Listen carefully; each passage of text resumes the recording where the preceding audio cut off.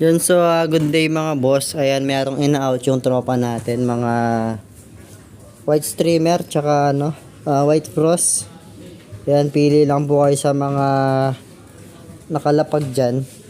Ayan, out niya po dyan is 8A mga boss.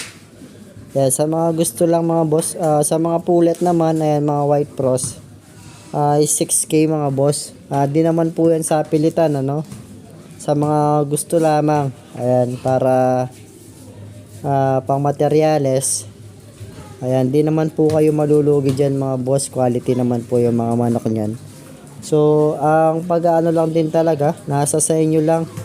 Kung gusto nyong ibenta ng ganong halaga, ayan, dahil alagayin nyo naman yan, pwede kayong magbigay ng mga presyo talaga. Pagka kayo na yung nag-breed yan, maiintindihan nyo rin kahit na hindi mga galing sa farm, pero sarili ninyong palabas. Pagka inalagaan nyo yan, kayo po mismo magdidesisyon kung magkano nyo po i-out yung mga inyong palahi.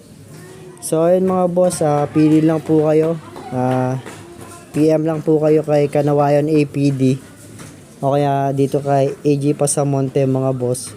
Lalagay ko yung sa description yung kanyang Facebook sa mga gusto mag-inquire. Sa mag-PM lang din kayo sa kanya kasi meron din siyang mga pa-ending, pwede kayo sumilip doon, baka isali niya kayo sa GC niya. So yun lang mga boss, salamat po.